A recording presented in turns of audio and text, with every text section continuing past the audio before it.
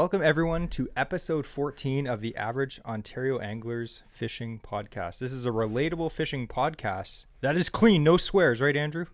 Absolutely. Exactly. Horse feathers. Thanks everyone for joining in again. Like I said, episode 14, and today in store is a whole episode on one of my favorite fishing lures. That's right. Not just a half episode like you're used to. This is a whole episode. A whole episode on one of my favorite fishing lures, the swim jig. We're going to kind of go in depth, and I'm going to tell you, me and Andrew are going to tell you why you must own and fish a swim jig if you live in Ontario. But first, before that, and before we talk about our podcast sponsor of the week, Andrew has the interesting fishing fact of the week, and it better be good this week. He told me it was good, so we'll see.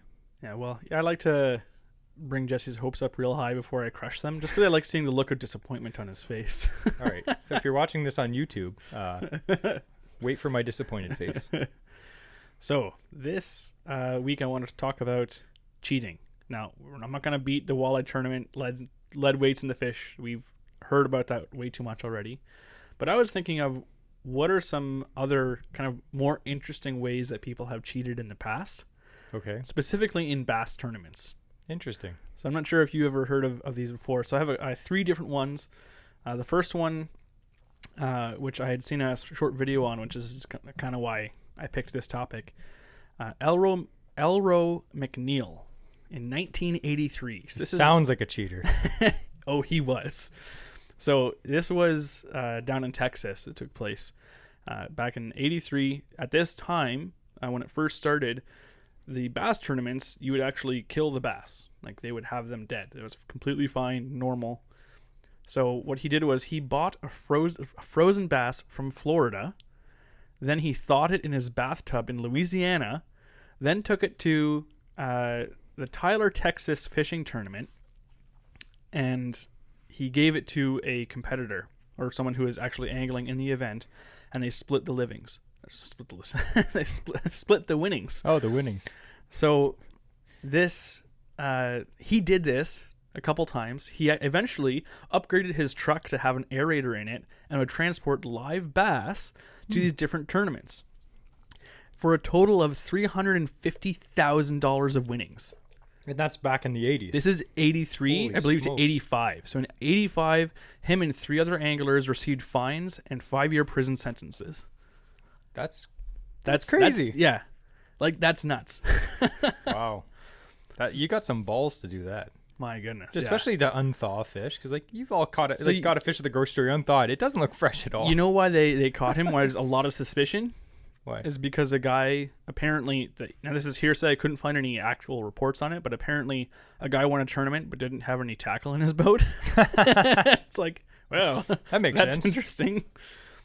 Another one is, I don't know if I'm going to say this right, it's Guernsey's 2012 Balwick Bass Club Tournament. This is actually in England. It's an English bass tournament. The winning bass of the tournament was 13 pounds and 13 ounces. It's a big bass. That's a big bass. It beats second place by 3 pounds, which is still, like, a 10-pound bass is a really big bass still.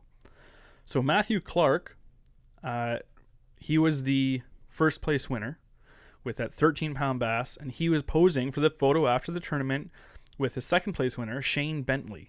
When Bentley recognized that bass as a specific bass, he had recently been to the St. Peter Port Aquarium and saw that the same distinct markings on the head of that winning bass as he saw on the bass in the aquarium. So the next day, he went, inspected the aquarium, couldn't find the fish. He had the staff look. They couldn't find the fish. And eventually, Clark confessed to it. He had scaled a cliff, climbed a rope ladder, broke into this aquarium because he had previously worked there, so he knew how to get in. And he took this bass, he took it live. I don't know how he transported this thing down a cliff live. Brought it to the tournament, won, and then he went to return it, but he dropped it and injured it. So he gave it to a fish seller, or sold it to a fish seller, and they just chopped it up. So the guy does a full-out Mission Impossible Tom Cruise into a tank to legit get a bass. Yeah. Oh, you know that guy. Imagine that's impressive. It's like, hey, you're pre-fishing for a tournament? Yeah, I'm going to the Bass Pro Shops tank. Yeah. You could win a lot of You'd tournaments win. by It's fishing like- in the Bass Pro Tour. All of your bags are 35-pound bags, 4 ounces. Be like, I don't know. 2 fish. And the last one I'll talk about is a short one. This is in 2020, so pretty recent. Oh, okay. It was a Texas kayak tournament. His name was Brent Taylor. So I'm sure you know that in kayak tournaments, they don't have like the big weigh-in at the end. They often have a bump board. And so you take a photo on the regulated bump board you have to have for the event. Which is a bump board is basically A measuring tape. you a light the measuring fish on. tape on a plastic trough, basically, you put a Yeah. fish on. Yeah, I have one, yeah. Yeah, so the way he cheated on this was he had a severed tail of a fish. And so he would have the fish laying on the bump board and then put the tail to make it look like the fish is longer, and then cover that part with his hand and then take the picture. So you'd have like the severed tail sticking back an extra inch or 2 inches with your hand covering the cut portion of it, so you couldn't see it lying on top of the other bass. Huh. So that's what he was doing, and then he was under suspicion, and they found that out because all his bass had the same tail. And then they inspected his kayak, found his severed tail, and you know what he said? He found it in the lake and is going to return it after the tournament. A weirdo. So anyways, That's hilarious. those are 3 of some of the more interesting cheating stories I could find on bass tournaments. It's actually funny because it's a very popular topic right now, because I remember I was listening to the Dave Mercer podcast, and he interviewed Seth Feider, who's one of my favorite professionals, bass fishermen, and he was talking about how prevalent cheating is even in the highest level of bass tournaments. Oh, So yeah. people, when money's involved, big money and fame, people do a lot of stupid things. But I think my favorite one, though, is when the guy basically Tom Cruised into a aquarium to steal a bass. It's like, sir, that's not a largemouth bass. That's an Atlantic grouper. It's like, oh, my bad. They all look the same at dark. All right, I'm going to give you a rating for that. The interesting rating is going to be pretty good because that was pretty interesting. It was also more entertaining than interesting. So I'll give you a solid 87.5 out of 100, which is pretty good. That's I think like that's an A grade. that's more than 10% more than last week. So I gave Andrew an 84 last week. 74. 74, sorry. And then my dad actually messaged me on YouTube and was like, I think Andrew deserved a 75. So I'm sticking with 74. It was okay. This week, a lot better. Good job. Thanks, Mike. I like when my dad's on my side for once. Not. So before we start on our main topic of swim jigs, we'd like to talk about our podcast sponsor for episode 14. And again, every week we're like, wow, I can't believe we've gotten this far. But it's funny. We're actually, when we first started this podcast, we sat down in a Tim Hortons and we wrote up kind of a plan for the first 15 or 16 podcasts. And we're like, oh, wow, that seems like so far in the, like to get through that many, like we won't even have to think about doing the next ones. And now we're at that point where we're writing up the next 2 or 3 months of schedules. And it's just insane Yeah. how fast this has been going. But this one I've been looking forward to for a while because, like we said, swim jigs, love them. But we bumped into Brendan from The Perfect Jig, who is our sponsor of episode 14 at the Spring Fishing and Boating Show. And he stuffed this kit in my bag. It's his like flippin' kit. It comes with everything. We're going to talk more about that after. And for those in the audience, in the Audible audience, There's some good value in there. We're going to go through what's in that kit, but if you have this kit and you're fishing for largemouth or even smallmouth or pike, you're set. It has You're everything catching, you need. 100%, Yeah, it's yeah. a really nice kit. It's really good value. But I'm just going to tell you a little bit about Perfect Jig. A lot of you probably have fished with Perfect Jig's products, and if you haven't, we're just going to talk a little bit about him. So I've met him many times. Super nice guy. Brendan, he's an accomplished bass angler. Mm-hmm. How accomplished? A lot of people are like, I'm an accomplished bass angler. Well, he's actually won more than 20 Canadian titles in tournaments. Did you know that? I didn't know he won that much. I know he's a like, hammer in hammer. the field, but yeah, he's that's a hammer. Cool. So long story short, he started making his own jigs. So now this guy, he's fishing tournaments. He's doing well, and guys are like, what are you fishing? Like, what bait is that? And he's like, oh, I tie my own jigs. And you know what they say? Well, this guy's winning tournaments. Can I have some of those jigs? Like, can you make me some? So what does he do? He, oh yeah, no problem. I'll make you a few. And it quickly snowballed. So the guy's making a few jigs here and there. All of a sudden, boom! He's making apparently around 100,000 pieces a year. That's crazy. And he sells them all over Ontario, all over Canada, in the States, all over. And he makes tons of stuff. If we were listening to the CanCast podcast a few months ago, and definitely check out that episode. I'll put it in the show notes. You kind of hear his origin story, which is pretty cool of even how he got the name. And it was good. It's a good episode. So we'll link that in the show notes. Definitely check that out, and you can hear from Brendan himself. So now he makes fishing tackle for a living. That's what he does, and he's been doing it for years now. And we're going to go more into what he makes, but he makes everything. If you go on his website, which I highly recommend you do, unless you don't want to spend money, he makes tons of jigs, arky jigs, punch jigs, tungsten, finesse, football, marabou, Ned heads, plastic, chunks, craws, beavers, stick baits, tubes, Neds, gobies, swim baits, everything. Like, if you're fishing bass, he's got it. And he's always bringing out new product, which is cool. He has his own jig heads, swim bait heads, downspins, tube heads. I can't even read my writing here. You read that list like a disclaimer at the end of a commercial. Flipping weights, punching skirts, hooks. If you're reading this and you don't catch fish, you can't sue us.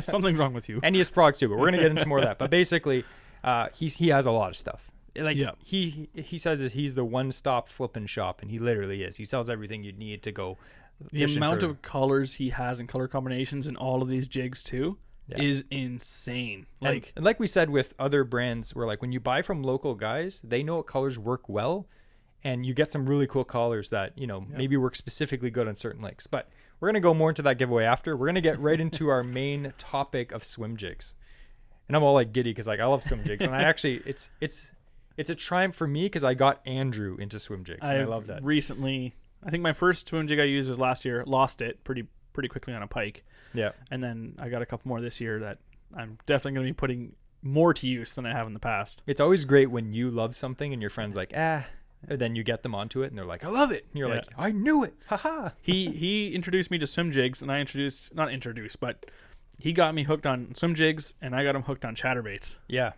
it's true. And actually, in a few episodes down the road, in 2 weeks, we're actually doing a whole episode on chatterbaits, and Andrew's going to handle that. 3 weeks.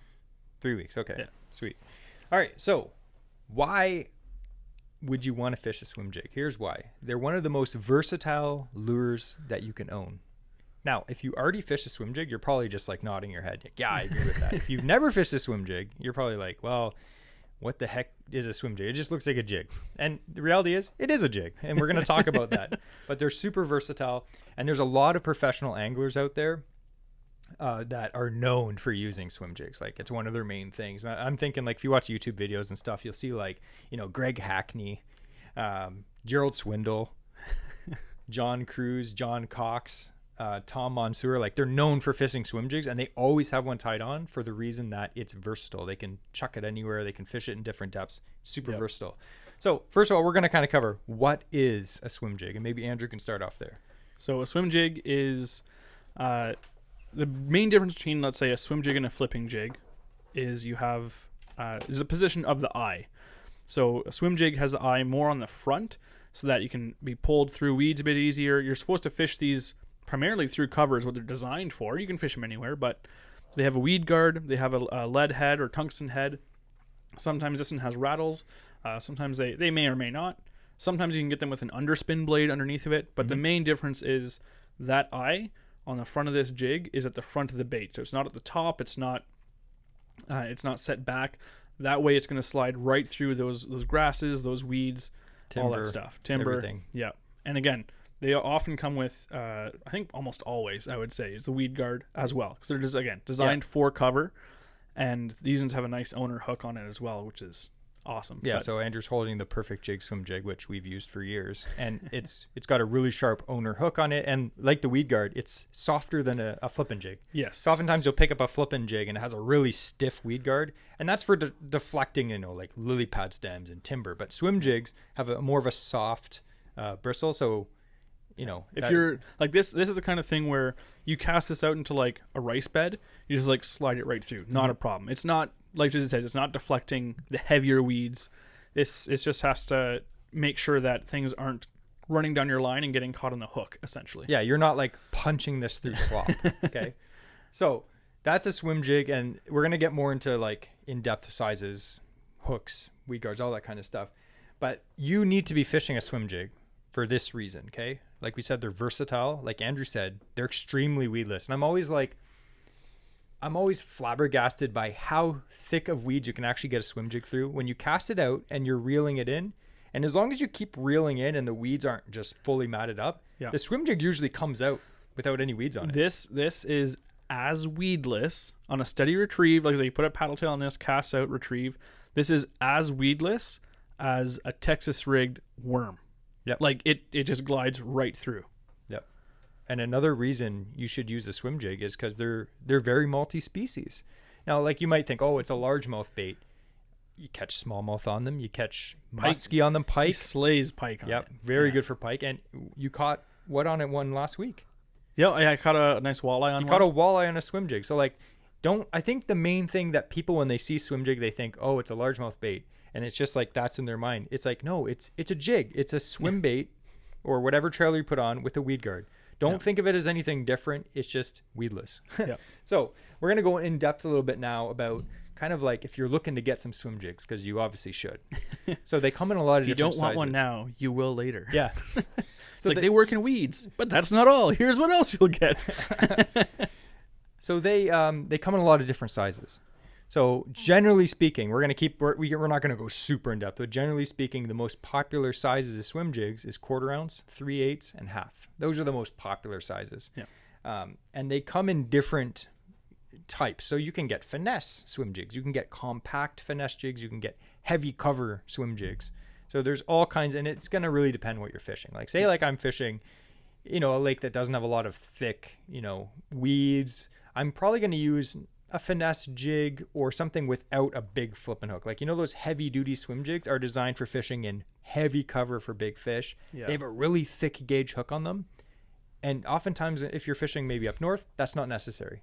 So choose accordingly the size. So like the perfect jig one that we're looking at now, it doesn't have a super thick hook on it. So it's a good overall hook. No, I believe this is the owner hook too, which if you ever take a look at one, or when you pick one of these up, or you win one from us, if you look at the point of this hook, it's been tapered like a knife edge almost. So it doesn't just taper to a cylindrical point.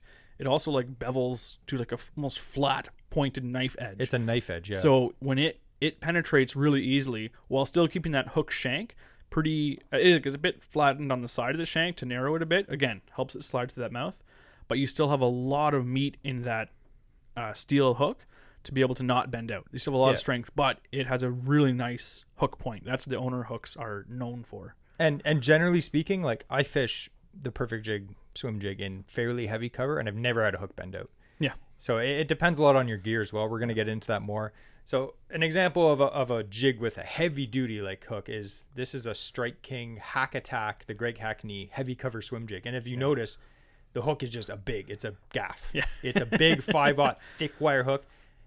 Only use that if you need it, because you will get better hook penetration with a thinner hook. I'm not saying use a thin hook. I'm just saying use a normal hook if you can get away with it. You don't want to be using... that's the thing. You can get away with, let's say you're fishing open water, you're not going to want to use a heavier rod. You're going to have better playability. You're going to have a lot more... accuracy with casting. Accuracy with casting with a lighter rod, lighter line even, because you don't need to worry about the cover and stuff you're fishing around. But at the same time now, you can't be using, or you don't want to be using as thick of a hook. You want to be able to penetrate that fish, like Jesse said, easier. But at the same time, if you're fishing open water, like we talked about in previous episodes, the more flexibility or bend you have in your rod, the higher chances of you landing that fish. Just because when it gets to the boat, you want to have that flexibility. Exactly. So having an assortment of jigs is important, depending on if you fish a variety of lakes like we do, or you have a few different combos you want to be able to cast your finesse or your compact jigs on, and then your heavy cover ones. You want to have the options to use them effectively. Exactly. So, I mean, you don't need to have a ton of jigs, but it is nice to have a few variations of, types of jigs for different situations, obviously. And of course, if you're like me, you have a whole box of them and you only use 4 of them. So again, when it comes to hooks, definitely if you're fishing a lot of like heavy lily pads, heavy timber, thick weeds, bulrushes, stuff like that, you might want to use the heavy cover jig with the thicker gauge hook. But generally, for the average person in Ontario fishing, you can just get away with the regular hook. Now, another style of swim jigs is the compact swim jigs. And the compact swim jigs are generally, like a lot of compact baits, Sometimes when lure manufacturers make a smaller bait, they make the hook thin and everything small and chintzy. A compact swim jig is the same toughness of hook. It's the same toughness of all the materials. It's just slightly smaller. Yeah. Shorter shank. Yeah. Maybe it's a 2-aught instead of a 3, maybe. Exactly, yeah. But yeah, I really like them because I like fishing a bit more finesse approach. Mm-hmm. And a lot of my plastics that I have accumulated over the years, they pair really well with a smaller compact jig. Like I have some 3-inch paddle tails, which they'll almost get lost in the skirt on a full size jig. But the compact ones, and again, the hookup percentage is still great. Yep. The hook quality, you're still bringing in big fish with it. It's not a problem. I think some people think if they're using compact size baits that they're not going to catch big fish. That's false. Yep. We catch tons of fish on compact jigs, compact frogs. Catch tons of fish. It's just, especially on pressured water, if you fish a lake that is full of jet skis and boats and other anglers fishing, compact or finesse baits can be the deal. So definitely check that out. All right. So that's about in depth as we're going to go on different types of swim jigs. And we're going to slightly mention about the head design, like Andrew was mentioning. So there's different, and I'm going to say there's different styles of heads, and everyone has their own favorite one. Yes. Some people will be like, I like this pointy head. I like this head. I like the eye being at 90, like different degrees. It's all personal preference. So I'm going to show Andrew right here. This is a jig. This is one of my favorite head designs right here. Pointy. Is the MT? Coming right out the front. That is Outcast tackle. Okay. And you'll notice the perfect jig one is slightly like a wedge shape, but the eye comes out of the top. So they're all the same pointy head, so it pushes through cover, and the eye of the hook is always at the top or in the front, so that it splits through. Okay. Yes. All good swim jigs that are popular have that exact design because it helps them basically split through the weeds as they're going, and it's fantastic. Yeah. Head shape is going to be personal preference and what you like. I've tried different styles, and I found that they all work good. Yeah. So I really like ones, again, when someone has taken the time in their design of it. And for most of them, you're going to find is the eye of the jig lines up oftentimes with the curve or the flat edge on the bottom of the jig. So even this one, it even though it's not kind of molded right into the head, there's no lip at the head to catch. Because regular jig, let's say you have the eye on the hook up top, and a ball jig, let's say, you have a big area for weeds to get caught in. So a lot of them manufacturers, they'll have it like Perfect Jig does here, is they'll have it on a specific angle, and any weeds that get caught in the front of your line are coming down, and they just glance right off the bottom. Yeah, they just slide right off. You don't want anything to get caught between the lead and the eye of that hook. So that's what you're going to find on most jigs, or most swim jigs anyways, is they've thought of that. But that's something for sure to look out for. If you're perhaps going for more budget model, you might have some issues with always having to clear weeds off your supposedly weedless bait. Yeah, and that's the main reason you're using a swim jig, is for the ability to cast it through weeds. Yeah. So again, the Perfect Jig, we've been using them for more than a few years. Great designs, great color, great jig in general. Can't go wrong with that. So what makes a good swim jig? I'm going to ask Andrew this. Like, if you had to pick a swim jig, we kind of talked about head design. Like, what would you pick? Like, we're talking hook size, we're talking bristle, firmness, all that stuff. What would you pick if you could only have one swim jig? And not colors, but just what would you pick? For fishing in Ontario. Yep. I like a silicone skirt. I know they have some variables, but I like the living rubber skirt.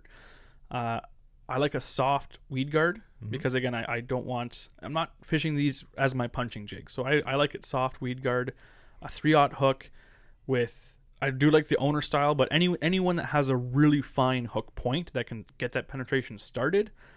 And I also really like hand-tied skirts. I like when they actually wrap it around, because I don't want to get beat up after a couple fish, and now I have to get my own skirt for it. So when you can find the ones that are hand-tied, where they have, like, sometimes they have a rubber elastic, which they hold well, and they're nice for being able to replace your skirt if you want to change the colors. Yep. But when they wrap it and they tie with like some wire or something like that, that skirt never comes off. Yeah. And that's really nice. So that would be my preferences: soft bristles, living rubber.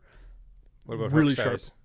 I'd say 3/0 hook is my general one. If I'm fishing for smallmouth, I do like the compact. I like like a 2/0. Yeah. But for most, again, I have caught bass, and you've caught a bunch of smallmouth on the 3/0 hook. I don't see it as a real disadvantage, but I do to kind of, I don't know. I like the compact because for me, smallmouth is a slightly smaller mouth. Yeah. Even though it's not really small, but No, it's true. I do like a 2/0 for that. For sure. And for me, I like head weight or weight of the jig. 3/8 is standard for me. Yeah, I was gonna say 1/2 inch because I like slower retrieves. I like a 1/2 inch or a half ounce. Yeah. I actually bought a bunch of 1/4 ounce this year just for fishing really skinny water, which we're going to be doing really soon because bass season opens like right in a few weeks. But 3/8 for me, like 1/4 is for shallow water, 3/8 does everything, and then 1/2 ounce is like if you want to get a little bit deeper, you're good. And then same thing. The weed guard, I like it to be nice and soft, not too stiff. And I do like a slightly bigger hook myself because I'm usually chucking a swim jig into slop, lily pad, stuff like that. So I like a 4 or even a 5/0 hook, just a big meaty hook. So when I set the hook, it's like bing, right in the fish's mouth. But again, I got a whole box here, and Andrew's like, this is all swim jigs here. Yeah, I've got a bunch of different types that we've been using over the years. So anyway, so now we're gonna get kind of into color very briefly. Okay. And we're gonna keep it as basic as you can. And are we going into techniques on fishing? Yep. Okay, cool. I was going to mention something, but I'll wait. I'll be patient, just like all the listeners will have to be now too. So for colors, if you go to if you say you look on perfectjig.com, you look at his swim jigs, he has tons of colors, and you're like, well, what the heck do I get, right? There's a few basic colors that I would recommend to anyone. And when I worked at the tackle shop, you see certain colors that sell every year, and you're like, okay, those are the colors that work, obviously. Yeah. So you cannot go wrong anywhere in the country or in the US or anywhere with green pumpkin. Some kind of green pumpkin with a green pumpkin trailer. Yep. You can't go wrong. It imitates so many things. If you kind of reel along the bottom, it looks like a crawfish or a crayfish. If you reel it through, it looks like a bluegill swimming. It could look like anything. It's just such a natural color. Mm-hmm. Everything in nature tries to camouflage so that it doesn't get eaten. And you may think, oh, like green pumpkin's the same color as like the weeds. It's like, yeah, that's what fish try to do to hide. Bass are used to hunting but it's things. Moving and glancing off weeds. So yeah, they're gonna pick it up. It's natural. Yeah, bass are used to hunting things that look natural, so you don't always have to chuck something that's super gaudy. Yeah. Another color, white, and not even speaking about bass, but pike love white. Yes. Oh yes. my goodness. I do like white with like a silver fleck in it too. Yep. Just because I find that, especially if the head has like metal fleck or something, it just has a bit more flash even on those bright days. Actually, Perfect Jig has a color just like that. Yeah, it's and like I have white one. with It's some fleck with a little bit of like black strands in it. Yeah, it looks and sick. To me, it looks, it's a really good like minnow or shad imitation because it has kind of that a little bit of contrast in the white, but primarily it stands out still just as much as a pure white one, but has a bit of contrast, which I like. For sure, and great for bass, great for pike. Yeah, everything. I've lost more than a few to pike when I was bass fishing. Another color that works good, and I don't use as much because not a lot of the lakes that we fish are dingy, but just black and blue or black. If you're fishing dark conditions or muddy water, it silhouettes better, so the fish can see it better and tune in on it better and find where it is. So that can be good. And then generally speaking, I find myself buying usually green pumpkin, and then kind of a slight variation would be some kind of a bluegill pattern. So like there's all kinds of swim jigs you can get, and they just have like, a little bit of extra, like a little bit of orange underneath and some orange and some blue just to make it look like a pumpkin seed sunfish or like a bluegill, something like that. And that's actually a good example. I really like taking a bluegill, a green pumpkin bluegill presentation like this, and then I'll put on a yellow trailer, and then automatically it becomes a perch presentation. You still have the dark green, you've got the barring, you've got the orange, and it now has a color pattern of a perch. Because the perch and bluegill patterns sometimes are very similar. Yeah. And there's a lot of like, well, Perfect Jig obviously has one of my favorite colors, which is like, it's like a bluegill. I forget the exact color, but it's a bluegill or perch color that looks pretty crazy. It's got like some bright orange and some bright blue in it, and it looks just like a pumpkin seed sunfish. Yeah. And especially early bass season when the bluegill are on their beds, the bass that have just finished spawning are kind of hanging around still, and they will hang around the weed edges and wait for these bluegill to not pay attention and then just swoop out and eat one. Yep. And that is a good time to be fishing a bluegill colored swim jig. Now, some people may say, oh, it doesn't matter, you can use just a green pumpkin, but sometimes on pressured water, or just for your own confidence sake, a bluegill pattern can be a killer. Mm-hmm.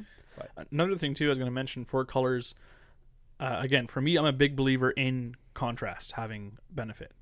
So I'll often have let's say I have like a black swim jig or a dark colored swim jig, and I'll put a light colored bait with it. As it's going through the water, you're going to have all the dark green or brown or black, whatever skirt covering the bait, and it's kind of shaking around as it's traveling through the water. So it's breaking up constantly and changing how much of that trailer is showing on its side profile. So again, that's just my thought on it, whether or not that has anything or it's just my weird confidence thing with it.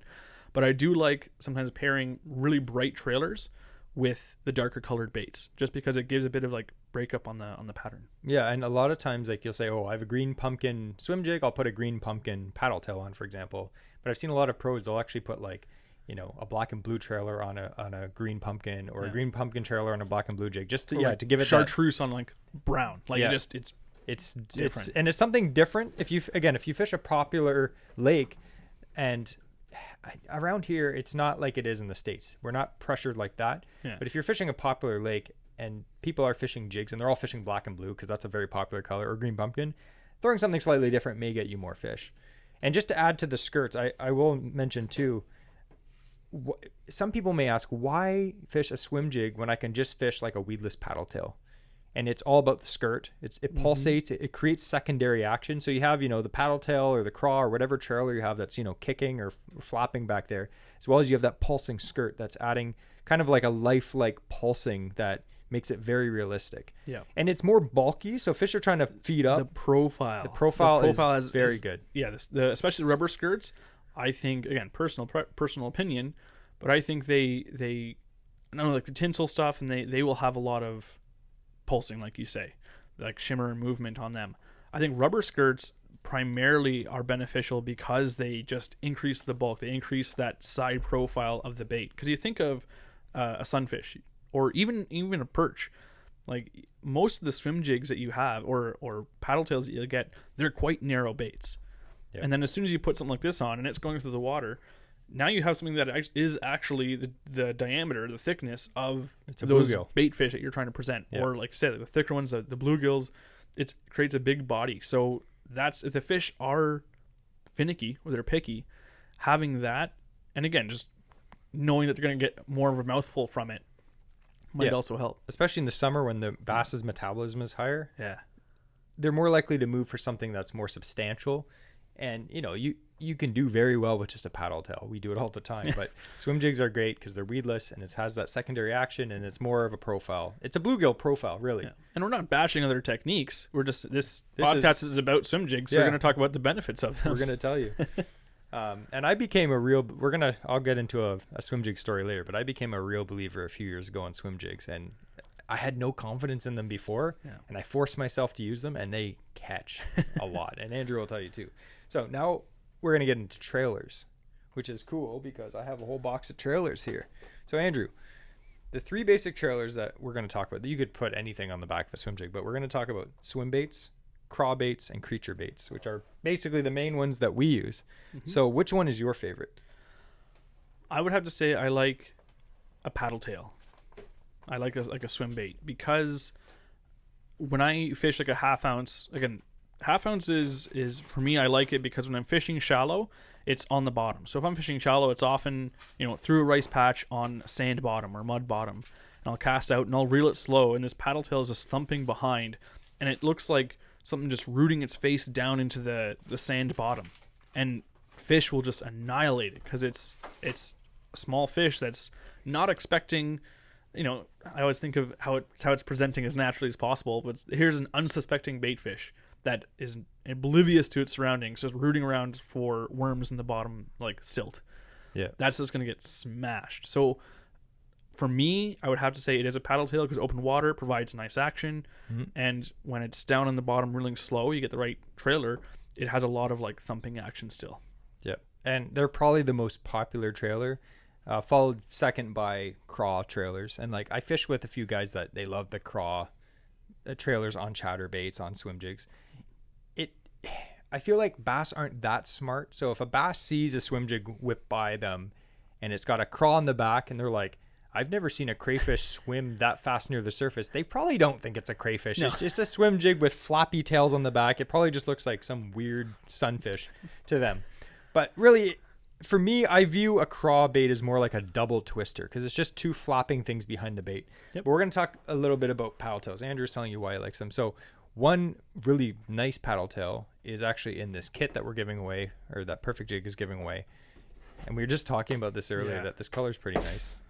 And it's nice paddle tail too, because even the ribbed sides, which produce a bit more vibration in the water as well. So generally for paddle tails on a regular size swim bait in Ontario, you're going to be looking at a 3.5 or a 4-inch swim bait. And I generally like the 3.5 size. 4 sometimes is too big, but that's a perfect size. So Perfect Jig makes this perfect swimmers, tons of colors, everything you'd need, all the popular colors. Pairs perfectly on his swim jig. I'd recommend probably the 3.5 inch on his swim jig. Which I believe that's what this one is here. Yep. Is a 3.5. And this color is it's like a minnow presentation, like very natural looking with a purple tint in it. And if you ever have picked up like a minnow and you look at it, especially when they get this size, they have this weird like purple band right underneath the black. And it's this like bright blue or purple band in there. And this mimics it perfectly. And I really like the rib perfectly profile of it as well. Yeah. I think it displaces more water when you're reeling it in. But a regular swimmer like that, that's all you need, in my opinion. Other paddle tails that I've been, trying over the years, can't complain. Really popular one also, an Ontario company as well, is the X-Zone Swammer. Yep. The 3.5 inch is golden. The Swammer, it has really free movement, which is nice. So at slow really speeds, good kick. It kicks a lot. Another one that is probably my favorite overall is the Storm Largo Shad. And the reason I like these is because they're made of like a more dense, hard plastic, which when the tail kicks, it actually really moves the whole jig a lot. So sometimes you'll find you'll get like a paddle tail with a thinner tail, and the tail just, kicks back and forth, but the body doesn't really have any roll or any movement when you're reeling a swim jig in. If you have a Largo Shad or like that Perfect Jig Swimmer that has like a thicker body and tail, when it's kicking, it actually moves the swim jig as you're reeling it in. Now we're going to get into techniques of like different ways to reel in a swim jig, but try a slightly bigger, like 3.5, 4-inch paddle tail. It'll actually give your swim bait a lot more action if you're just one of those guys or girls that just wants to cast it and reel it in. Which again is a completely proper technique. Yes, that's actually one of the main techniques. Another one, 13 Fishing, the Churro. Actually got these on the discount rack at Princess Auto for $3, but they're actually fantastic swim baits as well. When it comes to swim baits, I like to try them. So when it comes to craws, there's tons of craws on the market. You literally can go, and look at craws on, the fishing store, and there's probably 100 or 150 of them, different colors and sizes and brands. The craw that I've been using on a swim jig almost exclusively is the Z-Man Hella Craws. And the reason for that is it's Elastec. Yeah. And what I do is with the craw, when I do fish it on a swim jig, and one of the main times I like to put a craw trailer on my swim jig is in shallow water because there's more lift. Yep. So if I'm fishing like really skinny water, like 2, 3, 4 feet, it provides a lot more lift than a paddle tail. And what else is in that really shallow water besides bass? Muskie. And also panfish. True. So if you have a nice soft creature or craw trailer on it, and you keep pulling it back, and every like 3 casts, you're noticing that one of the claws is gone and it lost half its action. It's true. It's because there's a bunch of dinky bass and panfish in there, and that's why these are nice with the Cybertech. What's it called? Cyberflex. Elastec. Sorry, it used to be called Cyberflex. Right. Now it's called Elastec. We're showing our age, Jesse. We're old. I see where you're going with that too. Yeah, sometimes, especially with craw baits, I find sunfish or panfish or perch, they'll peck the claws off. And they do that, or they will come off easy because the claws are generally very, they have a lot of action, but the plastic's very thin in order to allow it to have that movement and that action. Exactly. It's kind of like this to the water. And I don't find that as big of a deal with paddle tails. Yeah. But when it craws, it happens a lot. So again, I like the Hella Craws, and the thing is with them is once I super glue that onto a swim jig, like I have one of these in white, super glued to a Perfect Jig white swim jig that it's been on there for like 7 or 8 months. It's been on there since last year. I still have I have a goat that's I super glued onto my chatterbait. That's been on for 2 years. Yeah. It's the same bait. They last a long time. So I'm going to go very quickly through some baits that you can put onto a swim jig that aren't as, wide stream, but they work really good, and I've had success with them. And one is just your good old fashioned 5-inch grub. Yeah. This is a Berkeley power bait grub. I found that the perfect size is 5-inch. It's very subtle. It just has a little bit of a kick, like a regular twister tail kick. It's subtle. It helps your bait fish a little bit deeper. You do have to give your bait some action with your rod, which we're going to get into, because it doesn't really make your swim jig roll or anything like that, but it does have a very unique action on a swim jig. You can also have the double twister tails, like the classic Mr. Twister, like the double, right? The 4-inch. And it's the same kind of like a crawl thing. I view it as kind of the same thing. And they've been great for me. And another one is actually the Perfect Jig Chunk. Now, if you don't know what a chunk trailer is, it's like the old pork rinds. Yeah, you might have heard in the past, it's called a jig and a pig. Yeah. And it's because they used to be made of pork rind. Yeah. And it was, just a bit of pork skin that they cut into... Kind of like a frog. It's like a chunk with two legs off of it. Picture you just stepped in a crayfish, but it didn't like crush out. It just kind of flattened. Yeah. That's what it is. Now, the cool thing with this is a bait that I've never expect to put on a swim jig. I never even thought of it until I watched a video with John Cox. And if you don't know who John Cox is, he's a pretty hilarious professional bass angler in the States. And he was fishing swim jigs in the shallows, and he was skittering. We're going to get into this technique. He was skittering swim jigs over lily pads, which I'd never seen before. I was like, wow, that's cool. Yeah. And you know what trailer he's using? He's using a chunk. And Perfect Jig is actually known for his chunks. They're called the Perfect Chunk. I mean, they're perfect, right? And they're made in Canada, and they smell good. But he has tons. He has chunks, and he has junior chunks too, like smaller size. Yeah, which are great for those compact jigs. Yeah, exactly. You want to get the right size trailer. You get too big of a trailer on a compact jig, and now it's too light to sink properly or give the right action. So yeah, the fact that he makes the smaller ones, I love. Yeah. So that's another thing you can put on a swim jig. So that's definitely check that. And that was kind of like a secret tip. So you should definitely try that, because I'm sure some of you guys are like, no, don't give away my secrets. It's like, buddy, it's not a secret. It's all over.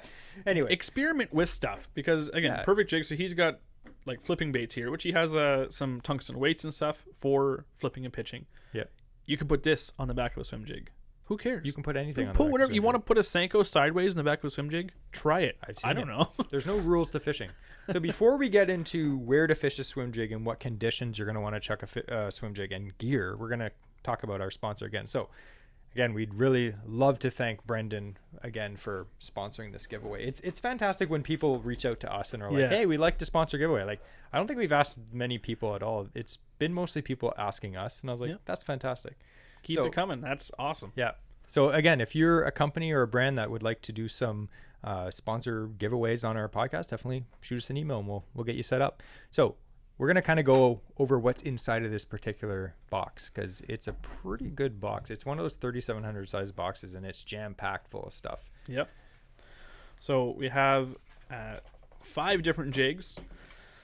I believe there's a couple flipping jigs. There's a punching jig in here too. Nice big black and blue. It's actually one of my favorite Perfect jigs is his punch jig. And it weighs like what, an ounce or three quarter of an ounce maybe? They're heavy, but they have a tapered head. So they actually, if you're punching around lily pads or slop, they actually go right through. And then they come up without weeds on them, which is fantastic. We got another couple swim jigs here. Or there's a flipping jig there. Yep. There's a swim jig there. I love this color too. Yeah, the white with it's a cool color. Blue. Oh, that's awesome. So a couple flipping jigs. There's another flipping jig there in I believe that's the peanut butter and jelly almost. Yeah. Or similar. Yeah. It also comes with not just any frog, but the perfect frog. Which, by the way, I bought a few last year, and rest their soul, one got bit off by a muskie and one got bit off by a pike. They're both gone now, but I did catch quite a bit of fish on them. They're very soft. They've got sharp hooks, good colors. Soft, good hookup ratio on them. And again, tungsten weight inside. Yep. Again, you can feel free to trim the skirt if you want. The skirts are long, so you can. Again, I'd rather have that because I can trim it. If they come too short, which I can't make it longer. So great frog. You got some flipping weights there. Tungsten flipping weights, which aren't cheap. Yep, and you also got some weight stops. Bobber stops, yeah. So you won't be snapping off needlessly on the hooks. He also provided, I think these are 3 offset hooks. You got a nice assortment of there. Oh, I'm going to mess up your box now. his EWG hooks, which I've used too. They're sharp. They're sharp. Yeah. That's another one where you look at the style of the hook point itself, and it tapers off like really fine. Yeah. So it penetrates well. And then you got a couple flipping baits. You got beavers. A couple beavers. couple different colors, like variations of the green pumpkin, pretty much. Actually, that's one of my favorite colors he makes. It's called Bluegill Smash. Yeah, and it's great. it's I don't got know if the it makes a little difference. blue fleck in there. Is you flip This one that has in the like lily purple pads? fleck, purple and green fleck. And they're compact size. They're not huge. And Yeah. like we said, paddle tails. This is like my favorite size of bait for flipping. Yep. Because I want it small enough so as soon as it comes down, reaction strike, like gone, Yep. like the whole thing. And then, as we talked about already, we have his paddle tails, when in that awesome like opalescent pearl. I have to keep purple. my eye on Andrew because I'm pretty sure he wants to steal those. It's like, He's like, look oh, over there's there. no pocket here. Yeah. So anyway, it's a great kit. It has everything that you need. Like you could literally just grab that and a fishing rod. Yep. And go out in anywhere in the Kawartha Lakes or Muskoka, Go anywhere into some like that. cover. Yep. And you'll catch largemouth and smallmouth and pike and the muskie if you Yeah. want. I've donated quite a few perfect jigs to the local muskie in the Kawarthas, unfortunately. But Help it happens. support Muskie. Yeah. Donate jigs. So now we're going to kind of talk briefly about where you'd fish a swim jig. And we kind of covered in our We'll combine where and how. Yeah. How about that? So again, like we said, they're weedless. Yep. So fish around weeds. Weed edges, great area. If you're fishing, one spot people always ask me, like, where do you catch bass? Shallow cover is always, it's obvious. You can tell lily pads, a stump, a dock. Visual. Yeah. Largemouth are very, they sit in one spot and wait for food to come. They're Yep. opportunistic. They're lazy. So if you cast a swim jig past a dock and there's a bass there, he'll probably come out and eat it. Mm-hmm. A stump, lily pads are great. The swim jigs will Timber actually is go. awesome for swim jigs. Yeah. I like fishing around You timber. see any like lay downs with trees like in the Yeah. water? And again, the little difference between flipping and pit and swim jigs is because of that eye presentation or location, it comes through the timber a lot better. Yeah. It's less likely to get wedged into a little crevice and snap off on you down there. So if I'm fishing timber, I prefer a swim jig over a flipping jig. Yeah. And I'll fish it the same way. Especially if you're swimming it.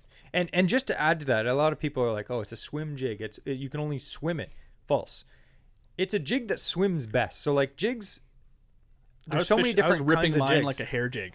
Yeah. There's Yeah. so many ways to fish it. So like you can fish a swim jig. You can flip it. You can skip it under docks.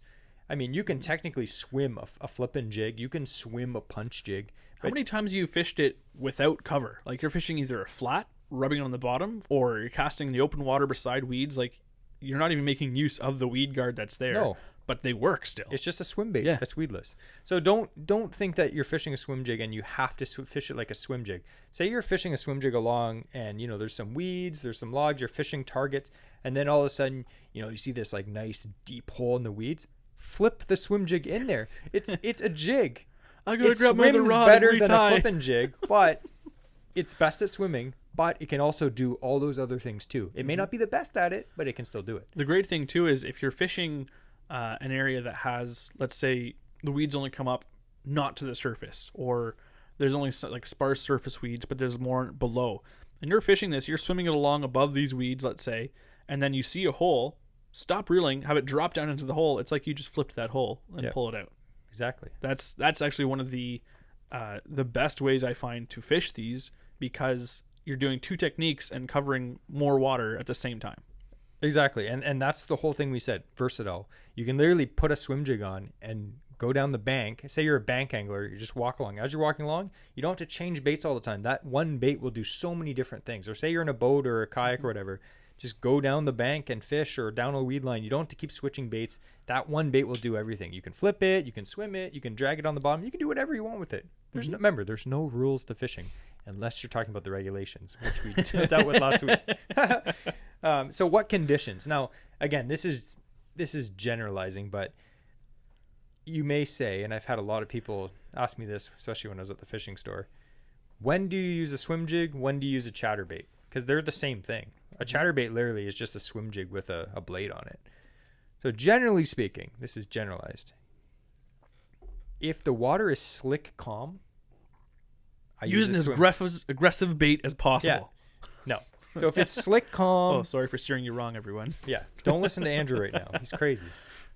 Yeah, so if the water's slick, calm, a slightly more finesse technique is better. Like a swim jig is literally, it's a finesse-y technique. It is a power technique, but it doesn't, a swim jig just, it's very natural. It doesn't have a lot of flash. It doesn't have a lot of vibration. It's just very natural. And when the water's slick, that's what the fish want, generally. So when I talk oftentimes about fishing finesse, it doesn't always mean finesse size. Yeah. You can fish a finesse presentation on a larger bait, and that's again where these are great for. Is that you can have a big profile, just like you're saying, but you don't have to.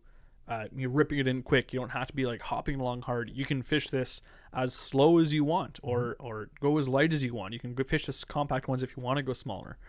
Yeah, exactly. So like literally, no rules, like we said.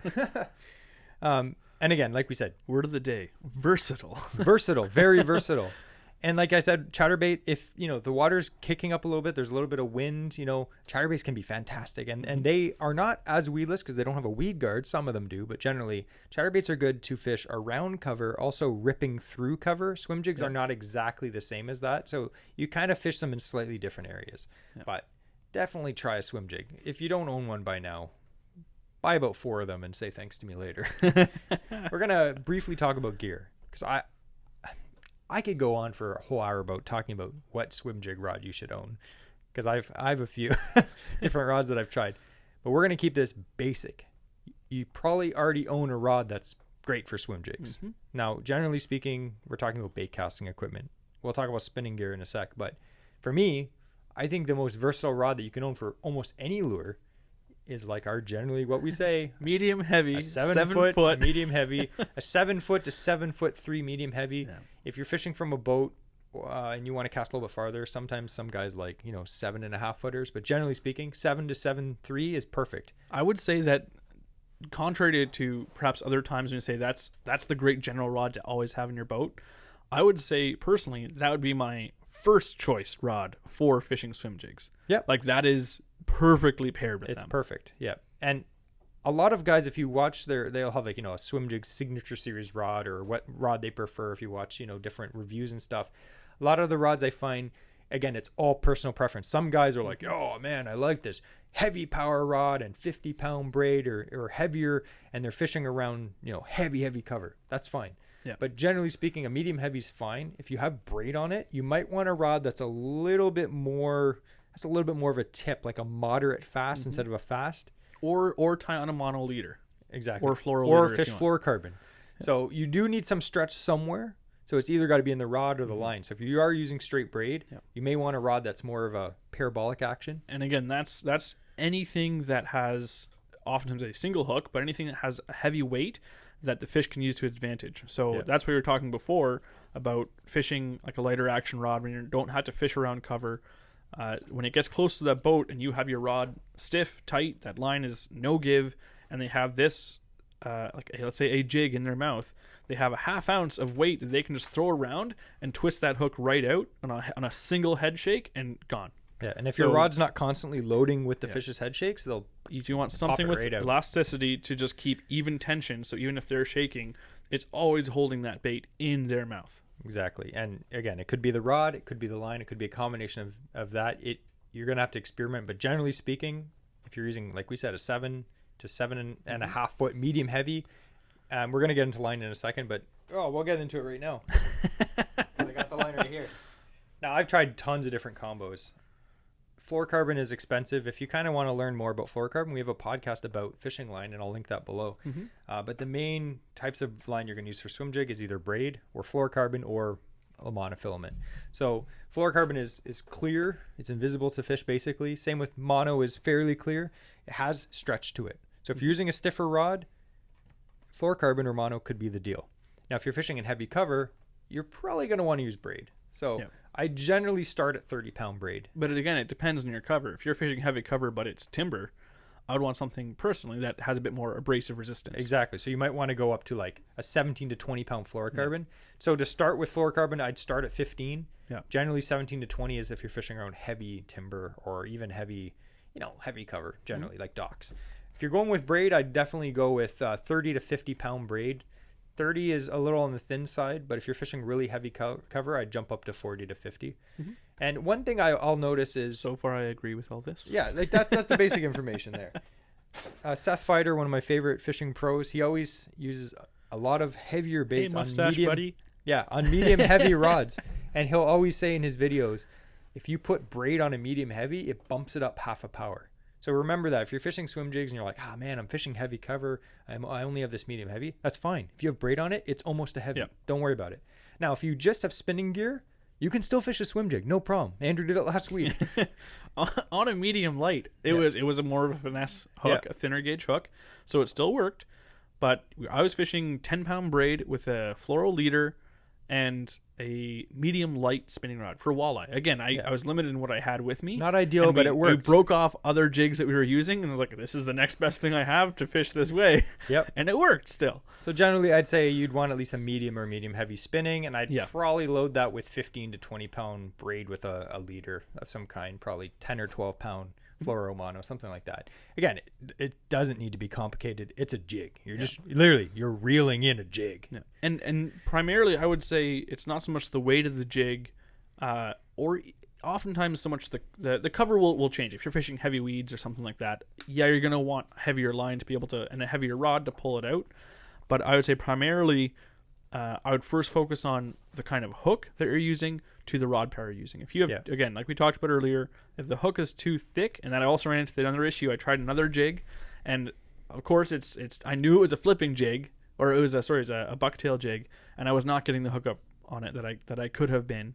Yeah. But again, we were limited in what we had with us. We were backpacked in, but there was too light action of a rod, even with straight braid to it, was still too light to get penetration on that thicker hook. So that's the first thing you'd want to look at in setting up your combo. In my 100%. So say again, if you're an angler that is just using spinning gear, you might want to check out the compact finesse style swim jigs, and that will be fine because they're thin gauge hooks. Yeah. Not thin, they're thinner, but they're very sharp, easy to set the hook with a spinning rod. Because I would hate for someone to be listening and be like, oh, I have a spinning rod, I want to try this, and they get these heavy nice cover swim jigs, and then they have no success, they miss fish.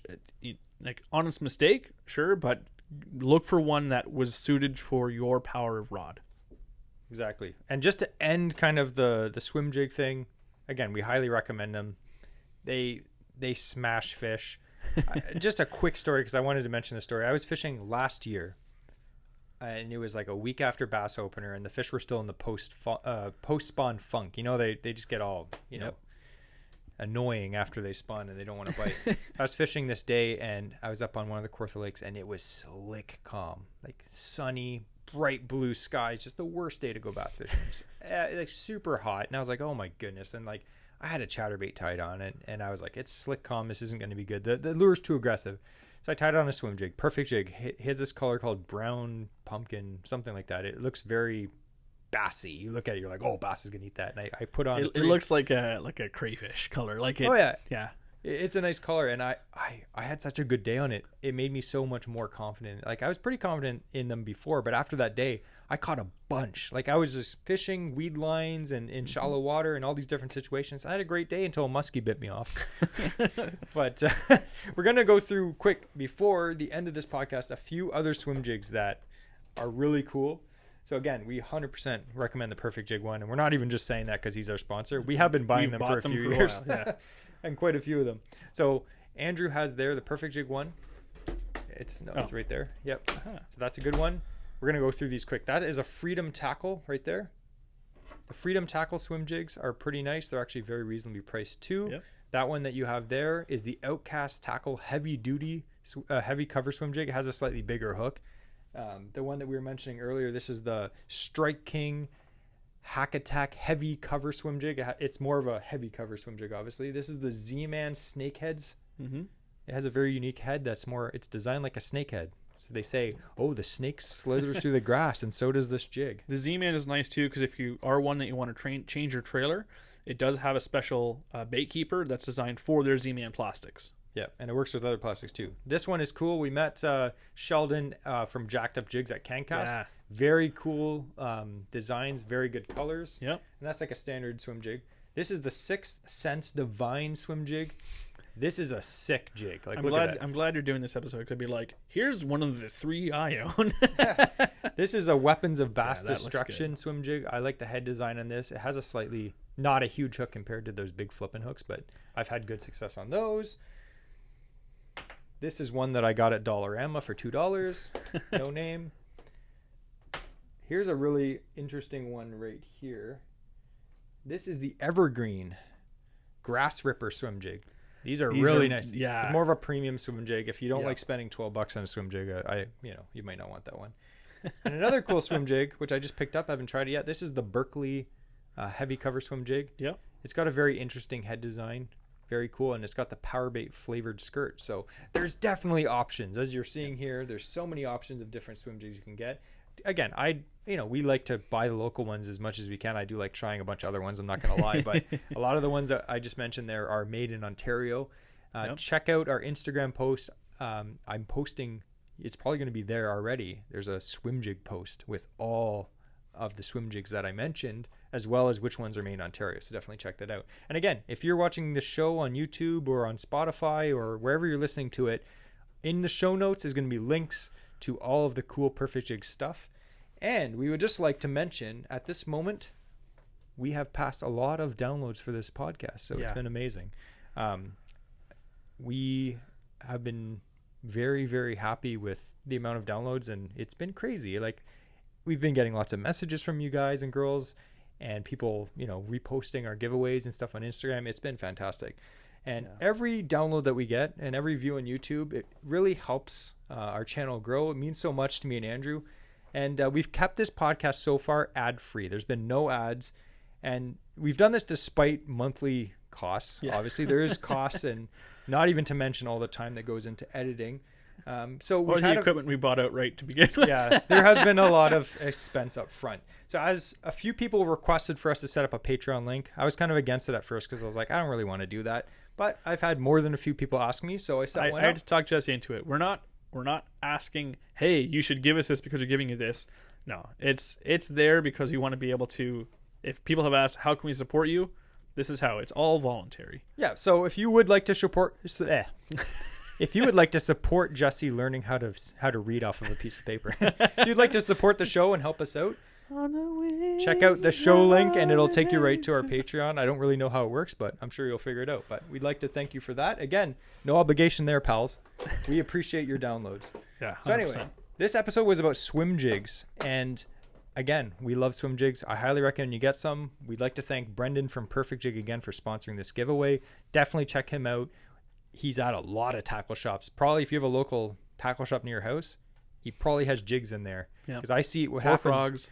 I work near Gagnon Sports, which is one of my favorite places, and you'll see his Perfect Jig truck with all the and he stocks up all these stores. Like, he drives, like he'll have a whole truckload of jigs, and every few weeks or every week, I don't know how often, I'll just see as I'm driving to work, I'll see his truck, and he's there at the crack of dawn at Gagnon stocking up their shelves, and he's always in there just like, hey, yeah, I'm driving up, and he's driving up God knows where, like way up in the wilderness. Every time I see his truck, it's not local. It's when I'm coming back from like Marmara or something like that. Like, it's somewhere far.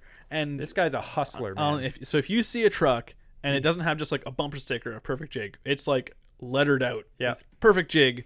Give him a honk, give him a wave, tell him that you like his products. Like, roll down your window at summertime and yell at him across the highway and be like, I love your stuff. Just be like, Brendan, you're perfect. So anyway, if you do eventually buy something from Perfect Jig off his website or at the store, send him a message and say, AoA sent us.